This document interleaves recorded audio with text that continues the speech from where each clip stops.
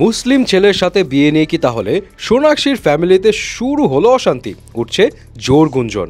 অন্যদিকে কালকের প্রমোশন ইভেন্টে প্রভাসকে নিয়ে সেই মজা নিয়ে নিলেন অমিতাভ বচ্চন। পুরো ঘটনাটা জানাচ্ছি গসিপসে। প্রথমে আসি সোনাক্ষী সিনহার কাছে।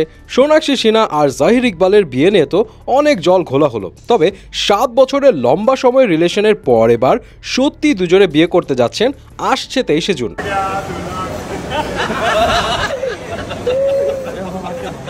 তবে এই বিয়ের খবরের মাঝে আবার গুঞ্জন উঠেছে যে সোনাক্ষীর ফ্যামিলির মত নেই বিয়েতে। সোনাক্ষীর বাবা শত্রুঘ্ন সিনহা বলেছিলেন আজকালকার বাচ্চারা পারমিশন চায় না, ডিরেক্ট ডিসিশন জানায়। আর সোনাক্ষীর মা আর ভাই জানিয়েছেন যে তারা নাকি এই বিয়ের ব্যাপারে কিছু জানেনই না। সব মিলিয়ে জোরগুঞ্জন উঠেছিল যে সোনাক্ষীর ফ্যামিলি এই বিয়েতে খুশি না। আর এরই মধ্যে বিভিন্ন মিডিয়া রিপোর্টস থেকে জানা গেল যে সোনাক্ষী এবার আনফলো করে দিয়েছেন মা পুনাম আর ভাই লভ সিনহাকে। অ্যাকচুয়ালি সোনাক্ষীর ফলোয়িং লিস্ট চেক করে পাওয়া যায়নি এই দুজনকে। আর এই খবরের চারিদিকে ছড়িয়ে পড়েছে গুঞ্জন যে সোনাক্ষীর ফ্যামিলিতে ঝামেলা তাহলে ভালো মতোই লেগেছে। অনেকে বলছে মুসলিম ছেলে বলে কি তাহলে ইকবালকে মেনে নিতে পারছে না সোনাক্ষীর ফ্যামিলি। তার উপর আবার সোনাক্ষীর বাবা শত্রুঘ্ন সিনহা হলেন ইন্ডিয়ার এমপি। যদিও ইকবালের ফ্যামিলি থেকে এই বিয়ে নিয়ে কোনো আপত্তি আছে এমন কিছু জানা যায়নি। যাই হোক, এদিকে শত্রুঘ্ন সিনহা এই বিয়ে নিয়ে নারাজ হলেও হতে পারেন, কিন্তু আদরের মেয়ের বিয়েতে ঠিকই উপস্থিত থাকবেন এই কথা সব জানিয়ে দিয়েছেন।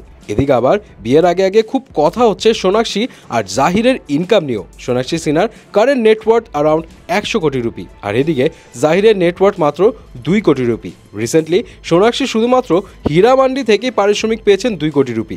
দুজনের কম্বাইন নেটওয়ার্থের মাত্র 1.9% হলো জাহিরের সম্পত্তি। তবে জাহিরের বাবা বিখ্যাত গহনা ব্যবসায়ী ইকবাল রত্নাসি কিন্তু পুরো 200 কোটি টাকার মালিক, যার কাছ থেকে ভাই যেন একসময় টাকা পয়সা ধার নিতেন। জাহিরকেও ছোট করে দেখার কিন্তু কিছু নেই। এদিকে কালকের প্রমোশনাল এক ইভেন্টে প্রভাসের সাথে চরম মজা নিয়ে নিলেন বলিউড শাহেনশাহ অমিতাভ বচ্চন। প্রভাস কমপ্লেন করেন যে অমিত জি নাকি কখনোই প্রভাসকে তার পা ছুঁয়ে সম্মান করতে দেন না। আর এই কথা শোনার সাথে সাথে অমিত জিও খুব সিরিয়াস হয়ে বলেন প্রভাসও নাকি তার পা ছুঁতে দেন না।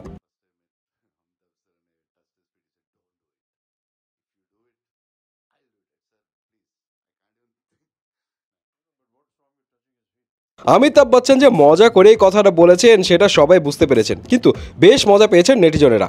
অনেকেই বলছে 81 বছর বয়সেও অমিতাভ বচ্চনের সেন্স অফ হিউমার একদম ক্রিস্পি আছে। কিন্তু এরপর প্রভাসও সবারই খুব প্রশংসা করেন। অমিতাভ বচ্চন আর কামল হাসানের মতো 2 লেজেন্ডের সাথে একই মুভিতে কাজ করতে পেরে নিজেকে অনেক লাকি মনে করছেন প্রভাস। দীপিকা পাডুকোনেরও অনেক প্রশংসা করেন প্রভাস। এছাড়া এই সেম ইভেন্টে দীপিকা পাডুকোনের স্পিচ দেন, এবং স্পিচ দিয়ে যখন স্টেজ থেকে নামতে যাবেন তখন প্রভাস, অমিত জি, কামল হাসান 3 জনই ছুটে আসেন তাকে হেল্প করতে, যেটা নিয়ে খুনসুটি করতে দেখা যায় অমিত জি আর প্রভাসকে। যাই হোক, সবকিছু নিয়ে আপনার কি মতামত জানাতে ভুলবেন না কিন্তু।